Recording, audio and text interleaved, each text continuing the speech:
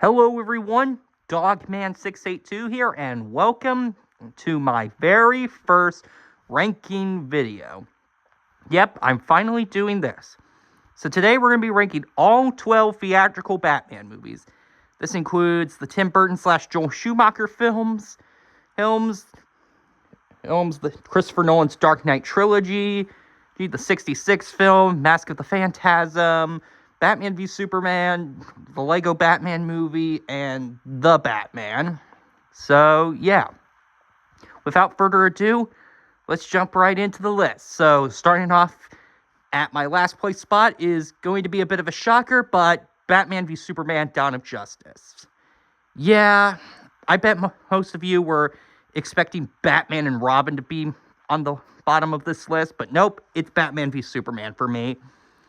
Yeah, this movie has too many plots crammed into this one movie. We could have had a good plot with Batman blaming Superman for all the property damage that happened in Man of Steel, and Superman wondering what he can do with himself. Yeah, that was a good plot and all, but then they crammed so many other shit in there. Like, Wonder Woman is in this movie, Doomsday is in this movie, who looks ugly as hell in this movie. Then we have Jesse Eisenberg as Lex Luthor, which was just terrible casting. And then we have Batman branding people. Yeah, Batman just brands people now. Ugh, I don't like it. This movie is just bad. It crams so much shit in here. They have Batman's origin story thrown into this movie. Fuck, man. I mean, this movie has cool action and all, and Jimmy Olsen gets killed by ISIS. That was stupid. But yeah, aside from the action scenes in this movie, yeah, this movie is pretty bad. And I'm not even going to discuss the Martha scene because it speaks for itself. Well, anyway, coming in at number 11 is The Dark Knight. No, I'm just kidding. It's Batman and Robin. Most of you were expecting this at the bottom of the list, but nope. It's at number 11. Yeah, this movie's a bad movie, but at least it's an entertainingly bad movie. Like Mr. Freeze's ice puns are terrible, but they're hilariously terrible. And of course, we have Arnold Schwarzenegger playing Mr. Freeze, and he does a terrible job, but it's hilarious to watch. And then we have Anuma Thurman as Poison Ivy, and she overacts the hell out of this character. And then there's Bane in this movie who's like, I'm strong. Yeah, this is just, yeah, it's bad, but it's a hilariously bad movie. And George Clooney was a terrible casting for Batman. This movie is just a enjoyable time. And it's a bad movie. And of course, this is the one with the Bat credit card in it. Yeah, I'm thinking of the Nostalgia Critic reviewers. They're like, a Bat credit card. Yeah, this movie is bad, but it's a fun time. Check it out if you want a few laughs. Well, anyway, now moving on to number 10. My number 10 is The Dark Knight Rises. Yeah, this is a bit shocking, but I'm not a fan of The Dark Knight Rises. I think it's just mid. Of course, Bruce Wayne doesn't become Batman until an hour in this movie, and Joseph Gordon-Levitt becomes Robin at the end for no fucking reason, and Batman fakes his death like a whiny little bitch in this movie. And Bane, he's not perfect in this movie, but he does have the intelligence level. I do think his connections to the League of Shadows was very unnecessary. Yeah, I wish he was the Bane from the comics instead of this tiny-ass guy.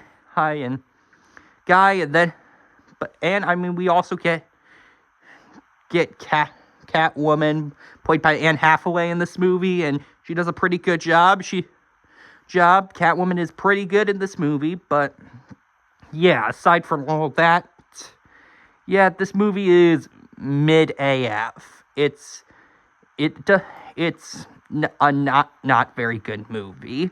All right, coming in at number 9 is Batman 66. Yeah, this movie is just cheesy and corny. Horny. It feels like an hour long episode of the TV show rather than an actual theatrical movie. This really feels more like a TV movie than an actual theatrical release movie. It's silly, it's campy. We have Batman fighting a shark in this movie, which is just hysterical. And then we have some days you just can't get rid of a bomb. Yeah, it's campy, it's silly. It's a bit of a fun time. But yeah, that's really all I can say.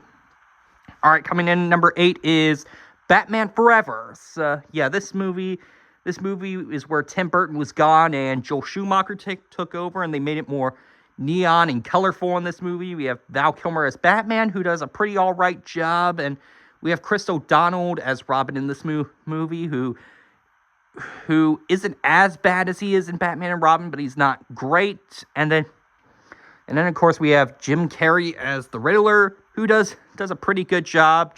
I just think that the green pajamas he wears in this movie is a bit campy, but aside from that, yeah, Jim Carrey does a pretty good job as the Riddler. And then there's Tommy Lee Jones as Two-Face, who is very campy in this movie. He's basically acting like Jack Nicholson's Joker, but yeah, it's not, Two-Face isn't terrible in this movie, but he's not Two-Face in this movie. But yeah, this movie is just okay. It's not bad, it's not good, it's just okay. Hey, and yeah, that's basically all I can say. All right, coming in at number 7 is Batman Mask of the Phantasm. Yeah, this is a film adaptation to the Batman animated series, which was a great show, but this movie is a bit flawed. Sure, we got Kevin Conroy as Batman and Mark Hamill as the Joker, the absolute legends. But then, of course, we have the Phantasm, who is pretty creepy, but she kills a bunch of mob bosses instead of going after the one who actually killed her father, which was the Joker. Spoiler alert. But yeah, this movie. Yeah, Phantasm's whole plan in this movie is kind of a bit ruined, and then of course she denies the marriage proposal to Bruce Wayne because, oh no, bats came around, and then of course Joker was somehow able to escape Phantasm's wrath, even though he was beaten to a bloody pulse. Yeah, I mean, this movie's good, it's just not great. Well, anyway, coming in at number 6 is Batman Begins. And I know this seems pretty low, but yeah, this movie is just another good but not great movie. While Christian Bale is a pretty good Batman, there is some points where his acting is a bit unintentionally hilarious, and then of course there's that scene where he's on the Batmobile and he looks like a fucking ragdoll. And then of course we have Scarecrow, who is absolutely wasted in this movie. Like, he barely does anything at all in this movie. Wasted. And then of course we have Liam Neeson as Ra's al Ghul, who I didn't think he did a great job as Ra's al Ghul, but he did an alright job as Ra's al Ghul. And his plan in this movie is basically what should have been Scarecrow's plan. And fear gas across all of Gotham. Yeah, that should have been Scarecrow's plan, but nope, it's Ra's al Ghul's plan, because why not? Well, anyway, this movie does a good job at Batman's origin story. There are some good fight scenes in this movie, and it does really do a good job at the dark and grittiness of the Batman character. But yeah, aside from that, this movie, it's not great. It's just good. That's all I can say. Well, and yeah, that's about it. All right, well, anyway, coming in number 5 is going to be Batman Returns. Yeah, so this one, Batman kills people in this movie, and yeah, but then of course we have Danny DeVito as the Penguin in this movie, who I think he did a good job in this movie. I just didn't like the way the character was portrayed. He's treated all gross and stuff, which is the absolute opposite of what the Penguin in the comics is supposed to be. So yeah, I didn't like the way the Penguin was portrayed in this movie, but Danny DeVito did do a good job in the role of the Penguin. Then of course we have Michelle Pfeiffer as Catwoman in this movie. She does a great job as Catwoman, although the way she becomes Catwoman is a bit stupid. She dies and then she gets resurrected by cats. Like, that is just very, very stupid. And unfortunately, the Catwoman movie would do that plot point again. But we don't talk about that movie. But yeah, this movie is just... Yeah, this movie is a pretty great movie. And then we have Christopher Walken as Max Schreck in this movie, who is very hysterical in this film. Like, Bruce, that really hurts my feelings. How dare you? Like, yeah, this is a pretty great movie. Not as good as Batman 89, which we will get to in a bit, but yeah, still a great movie, I should add. Well, anyway, coming in at number 4 is The Batman.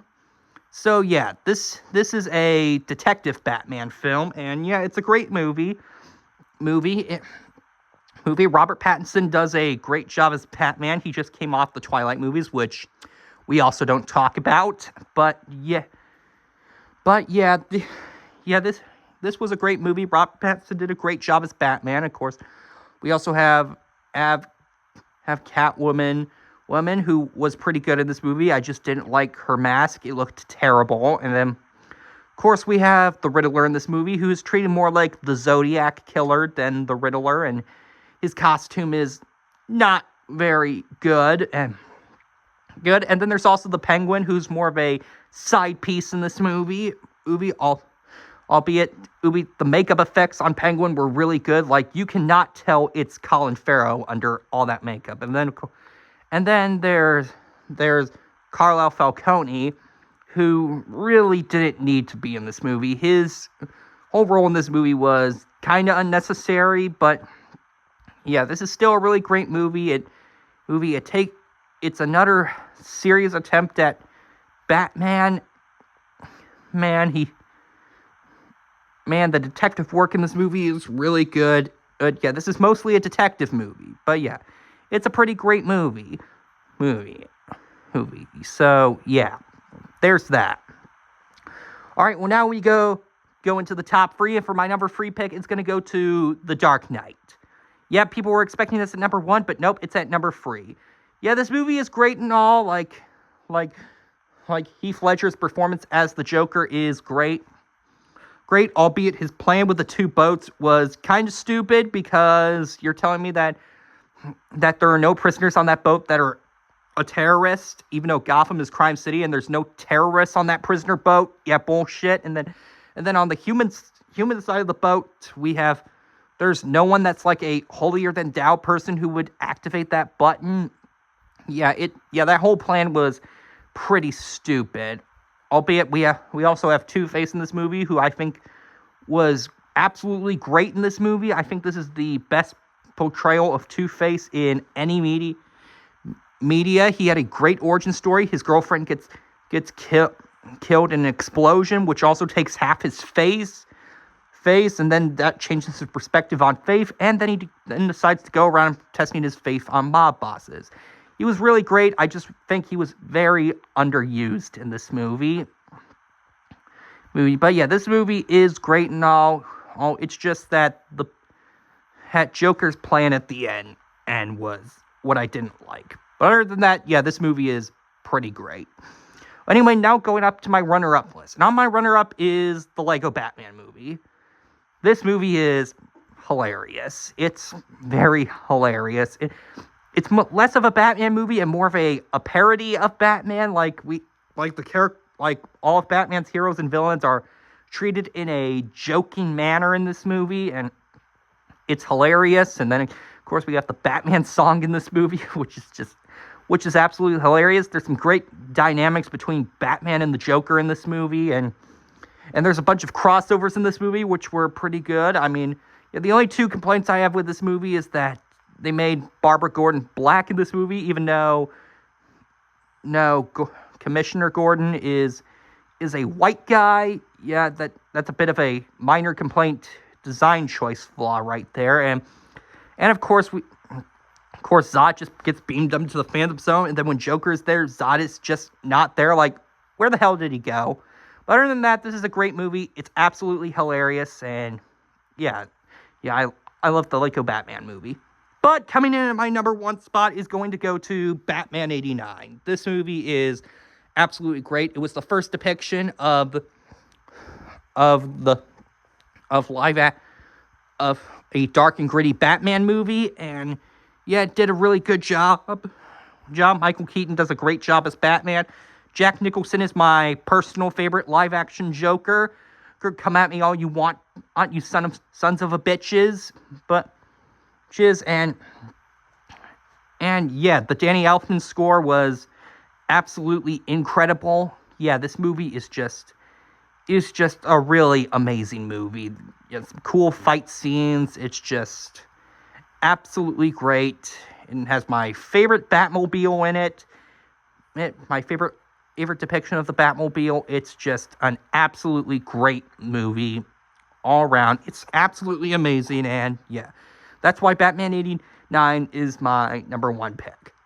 But yeah, anyway, guys, that does it for my list. Comment down below what you guys think of my list, and also make sure to hit that subscribe button. But yep, this is Dogman682 signing off. Peace.